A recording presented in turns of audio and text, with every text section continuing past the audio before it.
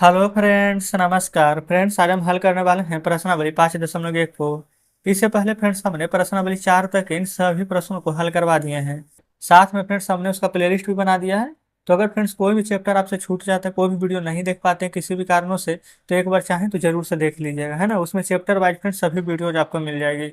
चलिए अभी हम फिलहाल प्रश्नावली 5.1 को हल करेंगे। पहला हम बोला गया कि निम्नलिखित कथनों में से कौन से कथन सत्य हैं और कौन से कथन असत्य है, अपने उत्तरों के कारण दीजिए। पहला, एक बिंदु से होकर के केवल एक ही रेखा खींची जा सकती है।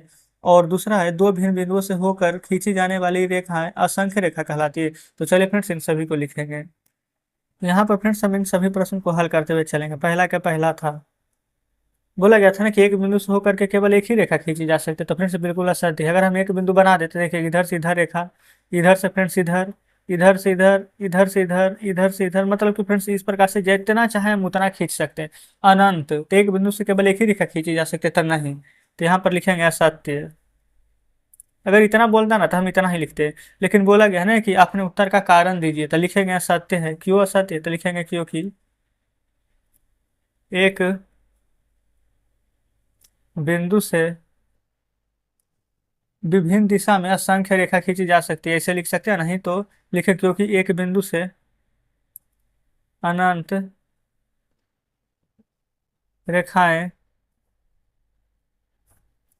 खींची जा सकती है। असंख्य रेखा कहने का मतलब फ्रेंड्स कि एक से ज्यादा कितना भी, है ना। उसी प्रकार से उसको थोड़ा सा और मतलब कह सकते हैं कि अच्छा से लिख सकते हैं कि अनंत, है ना। बात वैसे बराबर ही है। दूसरा मैंने कि दो भिन्न बिंदुओं से होकर जाने वाली रेखाएं असंख्य होती नहीं। क्योंकि फ्रेंड्स देखेंगे, यहाँ पर एक बिंदु दे देंगे, यहाँ पर एक बिंदु दे देंगे, तो यहाँ से यहाँ तक रेखा जाएगा, तो असंख्य कहाँ होगा? ये तो एक ही रेखा ना होगा। लेकिन यहाँ पर बोला गया कि असंख्य रेखा कहलाते, तो बिल्कुल गलत बोल रहा है। तो चलिए यहाँ भी आंसर लिखेंगे, लिख देंगे असत्य। अब असत्य कैसे होगा? तो लिखेंगे क्योंकि दो भिन्न बिंदुओं से केवल एक रेखा खींची जा सकती है। क्योंकि दो भिन्न बिंदुओं से केवल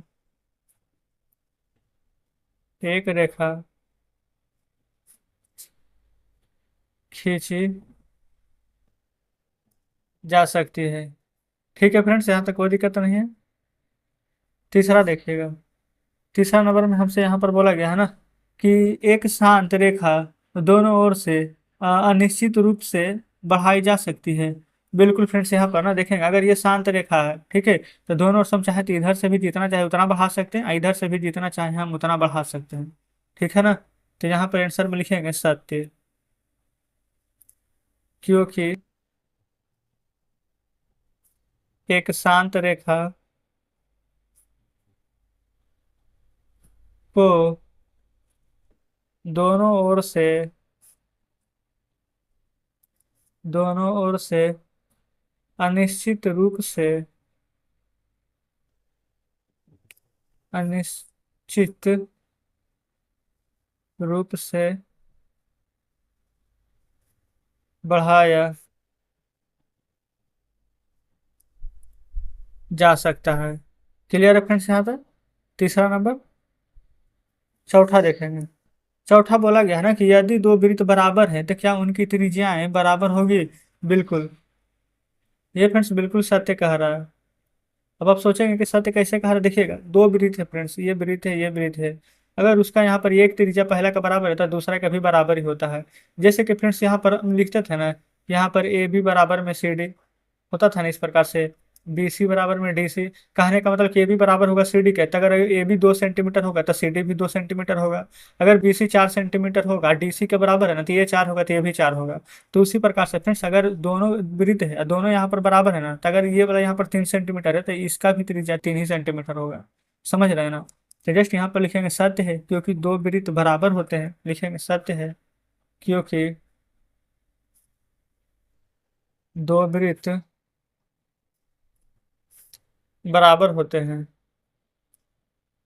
और फ्रेंड्स बराबर होने के साथ साथ ना उसका क्षेत्रफल भी बराबर होता है और त्रिज्या भी। तो वही लिखना है, क्योंकि दो वृत्त बराबर होते हैं और उनके क्षेत्रफल भी बराबर होंगे और उनके त्रिज्या भी। और उनके क्षेत्रफल भी बराबर होंगे और त्रिज्या भी। तो इस प्रकार से फ्रेंड्स यहाँ पर चौथा नंबर का आंसर आप लिख दीजिएगा। बताएंगे, कोई दिक्कत नहीं है। आगे बढ़ेंगे। पांचवा में बोला गया है ना कि आकृति 5.9 में यदि ए बी बराबर पी क्यू और पी क्यू बराबर एक्स वाई है तो ए बी बराबर एक्स वाई होगा। तो चलिए देख लेते हैं पांचवें नंबर को। ये रहा फ्रेंड्स यहाँ पर पांचवा नंबर का फिगर। यहाँ पर ए बी और यहाँ पर पी क्यू और यहाँ पर एक्स वाई, ये सभी के सभी फ्रेंड्स अगर तीनों बराबर है ना तो यहाँ पर ए बी बराबर में हमारा एक्स वाई बिल्कुल होगा। यहाँ पर पांचवा नंबर हम लिख लेते हैं। लिखेंगे पहले सत्य। सत्य क्यों होगा तो लिखेंगे क्योंकि क्योंकि यूक्लिड के यहाँ पर फ्रेंड्स प्रमेय संख्या यहाँ पर एक देखे थे, या फिर प्रमेय न लिख करके ना अभिगृहित भी लिख लेंगे तो बात बराबर ही है। अभिगृहित एक, ठीक है, आप ही का बुक में दिया गया, पीछे देखेंगे। ये अभिगृहित एक के अनुसार वस्तुएं जो एक वस्तु के बराबर होता है ना वो हमेशा दूसरे वस्तु के बराबर होता है, ठीक है। जैसे कि फ्रेंड्स अगर ए भी बराबर हो जाएगा पी क्यू के ना, और यहाँ पर बराबर हो जाएगा एक्स वाई का, तो ए भी बराबर में यहाँ पर पी क्यू बराबर में एक्स वाई, ये तीनों का तीनों फ्रेंड्स आपस में बराबर होगा तो हम ए भी बराबर में एक्स वाई यहाँ पर बोल सकते हैं। तो लिखेंगे एक के अनुसार वे वस्तुएं जो एक ही वस्तु के बराबर हो तो एक दूसरे के भी बराबर होगी, ठीक है फ्रेंड्स। अगर ये बराबर है तो ये भी बराबर, ये भी बराबर, इसे ये 4 सेंटीमीटर तो ये भी 4 सेंटीमीटर, ये भी 4 सेंटीमीटर का होगा। तो इस प्रकार से फ्रेंड्स यहाँ पर पहला का पांचों प्रश्न हमारा सॉल्व हो जाता है, ठीक है, कोई दिक्कत नहीं है। चलिए अब आते हैं दूसरा पर। दूसरा में फ्रेंड्स बोला गया कि निम्नलिखित पदों में से प्रत्येक को परिभाषित करना है, और कुछ ऐसे पद है जिनकी परिभाषित करने की आवश्यकता है।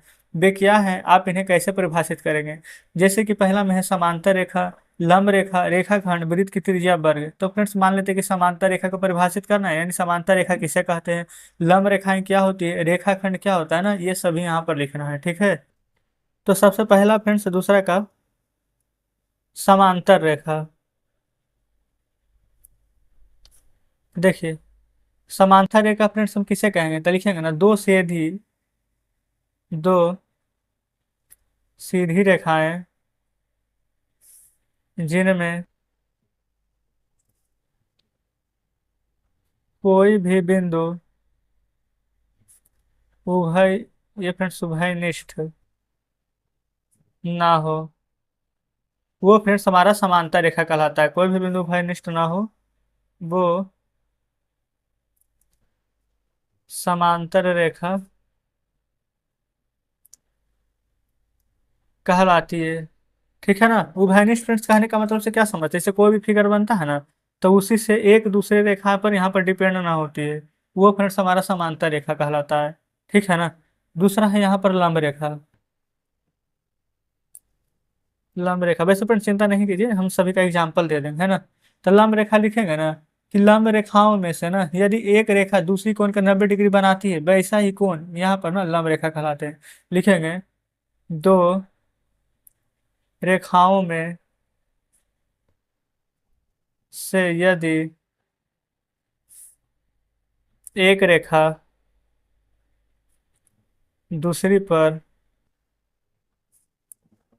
90 डिग्री का कोण बनाती है, वो लंब रेखा कहलाती है, ठीक है। तीसरा है फ्रेंड्स यहाँ पर रेखाखंड। देखेंगे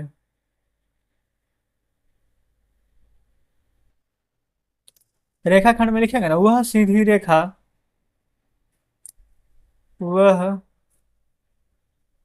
रेखा जिनके दोनों जिनके दोनों शिरोबिंदु होते हैं, जिनके दोनों सिरे जिनके दोनों सिरे बिंदु होते हैं रेखा रेखाखंड कहलाते हैं। ठीक है फ्रेंड्स, तीसरा भी कंप्लीट यहाँ पर हो गया। चौथा देखेंगे। चौथा है यहाँ पर वृत्त की त्रिज्या और पांचवा है वर्ग। सबसे पहले फ्रेंड्स यहाँ पर देखेंगे ना, ये जो वृत्त की त्रिज्या है, ठीक है, वर्ग है ना, तो हम वृत्त का त्रिज्या का ही लिखेंगे। अच्छा, पेन चेंज कर लेते हैं। वृत्त की त्रिज्या, वृत्त का त्रिज्या फ्रेंड्स लिखा ना मैंने, यहाँ पर कुछ भी ज्यादा बाहर आपको नहीं पड़ेगा। क्यों? क्योंकि वृत्त के बारे में आप यहाँ पर ज्यादातर चीज यहाँ पर जानते हुए, जैसे कि वृत्त का जो केंद्र होता है ना, वो वृत्त तक खींचा जाता है। ठीक है, वही हमारा वृत्त का त्रिज्या कहलाता है। तो बस फ्रेंड्स वही चीज को ना यहाँ पर लिख देना है आपको। वृत्त के केंद्र से वृत्त तक खींचा गया रेखाखंड वृत्त की त्रिज्या कहलाती है। जैसे कि फ्रेंड्स ये वृत्त है ना, यहाँ से केंद्र है, केंद्र से यहाँ पर वृत्त तक की जो दूरी है ना, जो खींचते हैं ना यहाँ से रेखाखंड, यही हमारा वृत्त का त्रिज्या कहलाता है। समझ गए ना? पांचवा नंबर देखेंगे। पांचवा था वर्ग। अच्छा फ्रेंड्स, वर्ग और आयत, ये सभी तो आपको बचपन में ही पढ़े होंगे, है ना, यानी कि फ्रेंड्स 4 5 में ही पढ़ना था। तो वर्ग किसे कहते हैं? तो ऐसा चतुर्भुज, लिखिए ऐसा चतुर्भुज ना लिख करके ऐसा साइन बना देते हैं। ऐसा चतुर्भुज जिसकी सभी भुजाएं बराबर हो और कोण समकोण हो, वो वर्ग कहलाता है। जिससे फ्रेंड्स ये इस प्रकार से वर्ग रहता था ना, सब समकोण कहने का, तो ये चारों का चारों फ्रेंड्स जो कोण है वो हमारे यहाँ पर 90 डिग्री का होगा, वही ना समकोण होगा। तो जस्ट इस प्रकार से यहाँ पर फ्रेंड्स दूसरा का पांचों प्रश्न हल हो जाता है। देखेंगे ये सभी का फ्रेंड्स परिभाषा हमने लिखे है ना, आप एक एक बार जरूर से यहाँ पर पढ़िएगा, आपको जरूर याद हो जाएगा। ठीक है, देखिए तीसरा में बोला गया है कि नीचे दी हुई अभिधारणों पर विचार करना है। पहला बोला गया है कि दो भिन्न बिंदु ए और बी के रहने पर तीसरा बिंदु सी विद्यमान है, तो क्या ए और बी के बीच स्थित होता है? यहाँ कम से कम ऐसे 3 बिंदु विद्यमान हैं कि वे एक रेखा पर स्थित नहीं है। क्या इन अभिधारणाओं में से कोई अपरिभाषित शब्द है? क्या ये अभिधारणा अविरोधी है? क्या ये यूक्लिड की अभिधारणाओं से प्राप्त होती है? स्पष्ट कीजिए। तो यहाँ पर फ्रेंड्स तीसरा नंबर को हल करेंगे ना, तो देखिएगा सबसे पहले यहाँ पर ना जो बोला गया है ना प्रश्न में, वही हम करेंगे। अपने मन से फ्रेंड्स यहाँ पर ना देखेंगे 3 बिंदु पर विद्यमान है ना, तो इस प्रकार पहले बिंदु बिंदु दे दीजिए। ठीक है, दे दिए है ना। अब बोला गया है कि कम से कम ऐसे 3 बिंदु पर विद्यमान है, शेखर स्टिपुलेट, चलिए ठीक है, नीचे देखो ए और बी पर रहने पर तीसरा बिंदु सी विद्यमान है। ए और बी रहने पर तीसरा बिंदु सी है। फ्रेंड्स मान लेते हैं कि यहाँ पर कहीं ए होगा, ठीक है ना, यहाँ कहीं बी होगा, यहाँ कहीं पर सी होगा। अब फ्रेंड्स हमें ये बताएंगे ना कि सी क्या यहीं पर आ सकता है? आप खुद यहाँ पर देखेंगे, बोला गया दो भिन्न बिंदु ए और बी पर दिए गए रहने पर तीसरा बिंदु सी विद्यमान है और ए और बी के बीच मध्य स्थित है। ए और बी के मध्य फ्रेंड्स यहाँ पर स्थित हो भी सकता है और नहीं भी, क्योंकि सी यहाँ भी हो सकता है, यहाँ भी हो सकता है, यहाँ भी हो सकता है। देखें बोला गया है कि यहाँ कम से कम ना ए से 3 बिंदु पर विद्यमान है, तो 1 2 3 बिंदु पर है। अब बे रेखा पर स्थित नहीं है, बे फ्रेंड्स एक रेखा पर स्थित नहीं है, जो बोला गया था, जो यहाँ पर हम लिख रहे हैं। तो फ्रेंड्स यहाँ पर ना क्या इन अभिधारणाओं का परिभाषित है? क्या इन धारणाओं का विरोध है? यूक्लिड के विवरण से स्पष्ट कीजिए। अच्छा ठीक है, तो दूसरा है। तो सबसे पहले पहला नंबर में यहाँ पर जो बोला गया था कि ए और बी के बीच रहने पर एक तीसरा बिंदु सी विद्यमान है जो ए और बी के बीच में स्थित है। तो फ्रेंड्स देखेंगे ए और बी के बीच में स्थित है, अगर बीच में बनाते तो एक स्थित हो भी जाता, लेकिन दूसरा नहीं होता, तीसरा नहीं होता। तो यहाँ पर लिखेंगे दी गई अभिधारणाओं में कई शब्द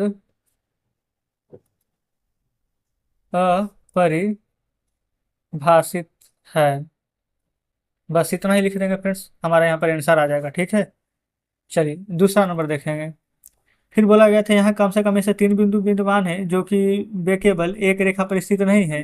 तो फ्रेंड्स देखेंगे तो यहाँ भी लिखेंगे ना कि नहीं, ये अभिधारणाएं विरोधी हैं। ठीक है। अच्छा, फिर यहाँ पर फ्रेंड्स तीसरा नंबर देख करके लिख दीजिएगा, जो बोला गया था क्या इन अभिधारणाओं में अपरिभाषित शब्द है, क्या ये अभिधारणाएं अविरोधी है, क्या ये यूक्लिड के अभिधारणाओं से प्राप्त होती है, स्पष्ट कीजिए। तो लिख देंगे यहाँ पर नहीं, यूक्लिड के अभिधारणाओं से स्पष्ट नहीं होती है। तो बस फ्रेंड्स तीसरा में यही तीनों था, यहाँ पर यही तीनों आंसर आ जाएगा। ठीक है, चलिए आगे बढ़ेंगे। देख लीजिए चौथा, बोला गया ना कि यदि दो बिंदु ए और बी के बीच स्थित है, बिंदु कोई सी है, तो ए सी बराबर में बी सी होता है, सिद्ध कीजिए। और ए सी बराबर 1/2 ए बी होता है, या के कीर्ति खींच करके ना स्पष्ट करना है। तो यहीं पर फ्रेंड्स हम चौथा नंबर बना देंगे।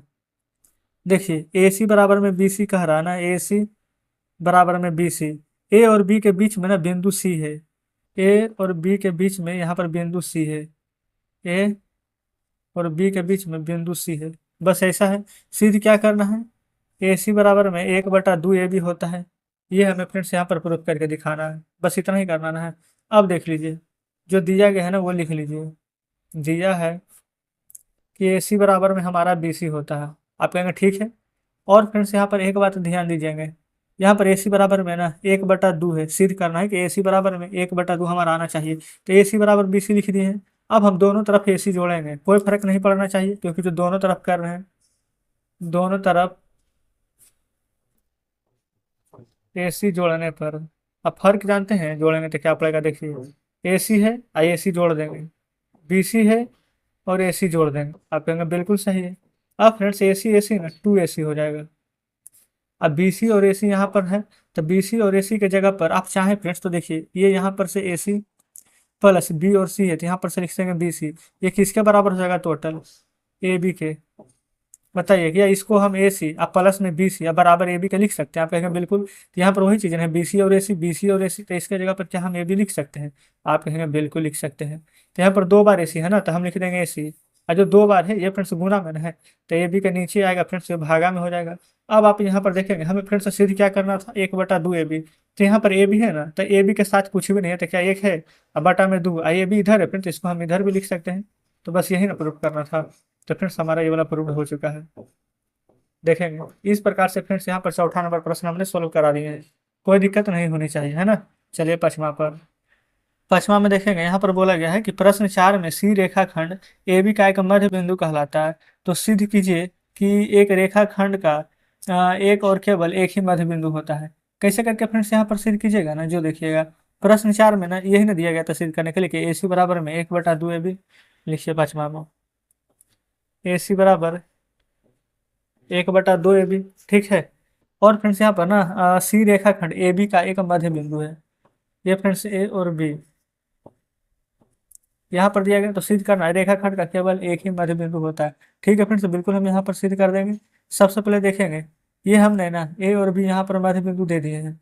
अच्छा, ये तो बी, ये फ्रेंड्स एक सिरा पहला, ये दूसरा सिरा है। हम यहाँ पर लिखेंगे ना कि माना, क्योंकि फ्रेंड्स हमें एक ही मध्य बिंदु होता है वो सिद्ध करना है, तो इसके लिए हम लिखेंगे पहले माना ए बी के 2 मध्य बिंदु, जो कि फ्रेंड्स हम यहाँ पर ना सी व डी मान लेते हैं, सी व डी है। ये यहाँ पर हम ले लेंगे सी को, एक फ्रेंड्स यहाँ पर ले लेंगे डी को, आप कहेंगे बिल्कुल सही है। अब इसके बाद देखेंगे, इसके बाद लिखेंगे ना फ्रेंड्स कि सी है, लिखेंगे चूंकि सी है, ये जो सी है ना ए बी का मध्य बिंदु है, यानी कि सी ए बी का मध्य बिंदु है। तो इसलिए यहाँ पर फ्रेंड्स ए सी बराबर क्या हो जाएगा, 1/2 ए बी। सी यहाँ पर मध्य बिंदु है ना, बीच में है, तो किसका, ए सी का, तो ये वाला ए सी, तो क्या हो जाएगा, इसका आधा हो जाएगा ए बी का, तो 1/2 ए बी लिख देंगे। ठीक उसी प्रकार से फ्रेंड्स डी में लिखेंगे, चूंकि यहाँ पर फ्रेंड्स डायरेक्ट लिख देंगे डी, समझ जाएगा ना, लिख देंगे ए डी बराबर 1/2 ए बी, ए डी बराबर 1/2 ए बी। इसको समीकरण 1 इसको समीकरण 2 मान लीजिए। अगर फ्रेंड्स आपको लगता है कि वाला कैसे आ गया, नहीं समझ में आया ना, तो यहाँ पर लिख लीजिए सी की जगह पर, जिसे यहाँ पर सी था यहाँ पर लिख लेंगे डी, है ना। यहाँ पर सी ए बी का मध्य बिंदु था, यहाँ पर लिखेंगे डी ए बी का मध्य बिंदु है। अब तो कोई दिक्कत नहीं है। अब समीकरण 1 तथा समीकरण 2 से, समीकरण 1 व 2 से, ठीक है। अब फ्रेंड्स सबसे पहले यहाँ पर देखेंगे ए सी बराबर में 1/2 ए बी था ना, तब यहाँ पर ए सी के तो ए सी रहने दीजिए, ठीक है। अब उसके बाद फ्रेंड्स यहाँ पर 1/2 ए बी है ना, 1/2 ए बी है, ए बी यहाँ पर 1/2 कहने का मतलब फ्रेंड्स यहाँ पर 1/2 आधा है, तो किसके बराबर हो जाएगा? तो क्या यहाँ पर फ्रेंड्स ए डी का बराबर यहाँ पर लिख सकते हैं। अगर ये वाला हमारा यहाँ पर ए डी का बराबर हो जाएगा तो दूसरा हमारा ये वाला सी डी का बराबर हो जाएगा। क्योंकि फ्रेंड्स यहाँ पर से आप देखेंगे ना, तो ये वाला हमारा, ये देखेंगे यहाँ पर ये वाला बी, ये बीचों बीच यहाँ पर सी है, तो हमारा जो ए है ये बराबर हो जाएगा बी के, अब बराबर हो जाएगा यहाँ पर सी के। ऐसे करके लिख सकते हैं ना? आप कहेंगे बिल्कुल। तो यहाँ से फ्रेंड्स ये वाला ए सी, देख रहे हैं ना, ये वाला ए सी हमारा बराबर हो जाएगा ए डी के। ए सी बराबर में ए डी, यहाँ पर हम लिख देंगे ए सी बराबर हो जाएगा ए डी के। जहाँ पर सी है, जो डी संपाती बिंदु है, ये फ्रेंड्स सी और डी यहाँ पर संपाती बिंदु है, तो यहाँ पर लिख दें जहाँ सी और डी संपाती बिंदु है। ठीक है, तो इस प्रकार से लिखेंगे ए बी का केवल और केवल एक ही मध्य बिंदु है। यही ना फ्रेंड्स हमें यहाँ पर सिद्ध करना था। तो आप चाहें फ्रेंड्स तो यहाँ पर वीडियो को रिपीट करके देखिएगा, अगर समझ में नहीं आया है तो। लेकिन फ्रेंड्स यहाँ पर समझने जैसी कोई बात है ही नहीं, है ना, बस एक बार ध्यान से देखिएगा, बिल्कुल समझ में आ जाएगा। तो चलिए 5वां नंबर कंप्लीट हो जाता है, छठा देखेंगे। बोला गया है ना कि आकृति 5.10, यही फ्रेंड्स आकृति है। यहाँ पर ना ए सी बराबर में बी डी है, ये फ्रेंड्स ए सी अब बराबर है यहाँ पर बी डी के। तो सिद्ध करना है कि यहाँ पर ए बी अब बराबर हो जाएगा सी डी का। चलिए सिद्ध करेंगे। तो जो यहाँ पर फ्रेंड्स प्रश्न में दिया गया है ना, वो ध्यान से समझिएगा। जो दिया गया है वो हम लिख लेते हैं। फ्रेंड्स फिगर बनाना तो जरूरी नहीं है, ये तो यहीं पर है आपके सामने। ए सी बराबर बी डी दिया गया है ना, तो यहाँ पर लिख दीजिएगा ए सी बराबर में बी डी। आप कहेंगे बिल्कुल सही है। अब फ्रेंड्स सिद्ध क्या करना है हमें? ए बी बराबर में सी डी। ये फिर से एक बार में सिद्ध हो जाएगा, देखिएगा। ए सी बराबर में बी डी तो हमारा दिया ही गया है, दिया गया है ना, तो यहाँ पर आप लिख लीजिए ए सी बराबर में बी डी दिया गया है। यहाँ पर लिखेंगे ए सी बराबर में, यहाँ पर बी डी है तो बी डी लिख लेंगे। आप कहेंगे ठीक है। अब फ्रेंड्स हम दोनों तरफ से नहीं, ये वाला बी सी को जो बीच में दिया गया है ना, उसको हम यहाँ से घटा लेते हैं, और फ्रेंड्स यहाँ से, ये इसलिए फ्रेंड्स अलग पेन से लिख दिए क्योंकि हम बी सी दोनों तरफ से घटा रहे हैं। आप चाहें तो ऐसे लिख सकते हैं, दोनों तरफ से बी सी घटाने पर, है ना। अब यहाँ पर फ्रेंड्स बढ़िया से लिख लीजिएगा। अब यहाँ पर ध्यानपूर्वक समझिएगा, ए सी माइनस बी सी, ये फ्रेंड्स ए सी है, हम माइनस कर देंगे यहाँ पर बी सी, तो ए सी माइनस बी सी बराबर क्या हम ए बी लिख सकते हैं? आप कहेंगे बिल्कुल, तो हम यहाँ पर ना ए बी लिखेंगे। ये फ्रेंड्स ए बी की जगह ही ना लिखे थे ए सी माइनस बी सी, और ये बी सी माइनस में ये हमारा बी सी, अच्छा ये हमारा बी सी नहीं होगा फ्रेंड्स, यहाँ पर कुछ तो गलती, हाँ ये देखेंगे यहाँ पर बी डी लिखा हुआ था, वही तो, नहीं तो जीरो आ जाता ना। तो B D minus B C करेंगे तो ये वाला फ्रेंड्स हमारा सी डी आ जाएगा। बी डी में से ये वाला बी सी घटाएंगे तो हमारा ये वाला सी डी प्राप्त हो जाएगा। तो ए बी बराबर में सी डी, बस फ्रेंड्स यही हमें सिद्ध करना था। ए बी बराबर सी डी, तो ए बी बराबर सी डी हो गया। ठीक है, कोई दिक्कत नहीं था फ्रेंड्स, एक ही लाइन का यहाँ पर क्वेश्चन था।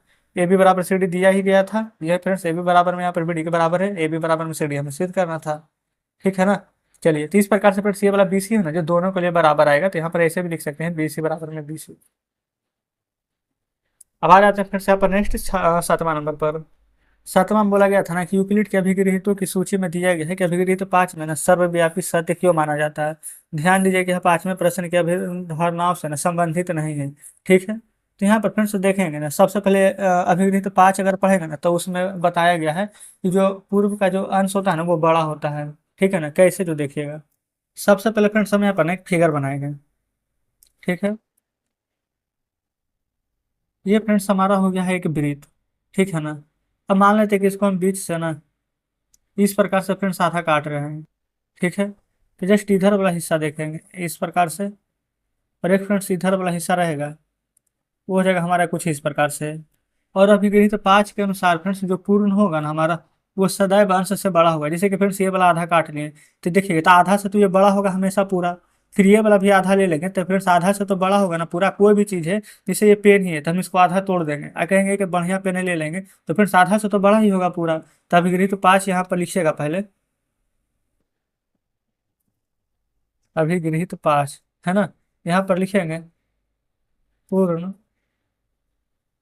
सदैव अंश से बड़ा होता है। ठीक है, और फ्रेंड्स यहाँ पर लिख दीजिएगा ना कि उपरोक्त अभिगृहित हर क्षेत्र में सत्य होता है। ये फिर अलग पेन से लिख लेते हैं इस प्रकार से। उपरोक्त अभिगृहित हर क्षेत्र में सत्य होता है। इसीलिए फ्रेंड्स इसे ना सर्वव्यापी सत्य बोला जाता है। तो लिख लेंगे, इसलिए इसे सर्वव्यापी सत्य बोला जाता है, देख लेंगे। ठीक है, तो इसमें फ्रेंड्स बस इतना ही करना था, यही लिखना था जो कि हमने यहाँ पर लिख दिया है। तो ये फ्रेंड्स पूरा एक्सरसाइज हमारा कंप्लीट हो जाता है। इसमें टोटल 7 ही प्रश्न थे, हमने सातों यहाँ पर बता दिए हैं। ठीक है, उम्मीद करते हैं फ्रेंड्स वीडियो अच्छी लगी होगी, सभी प्रश्न शानदार तरीके से यहाँ पर समझे होंगे। तो यहाँ पर फ्रेंड्स कुछ कहना हो कमेंट बॉक्स में जरूर से बताइएगा, है ना। और हाँ फ्रेंड्स, अभी तक के वीडियो को यहाँ पर ना लाइक नहीं किए हैं तो लाइक कर दीजिएगा, चैनल को सब्सक्राइब कर दीजिएगा। जो भी बात है फ्रेंड्स यहाँ पर लिखनी हो कमेंट बॉक्स में जरूर से लिखिएगा। वीडियो के डिस्क्रिप्शन में फ्रेंड्स आपको बहुत सारे लिंक मिल जाएंगे, Telegram group, Instagram ID, WhatsApp channel. तो फ्रेंड्स जिससे भी नहीं जुड़े हैं जरूर से जुड़ जाइएगा। ठीक है, तो चलिए फ्रेंड्स मिलते हैं अब आपसे कल नेक्स्ट वीडियो में नेक्स्ट चैप्टर के साथ।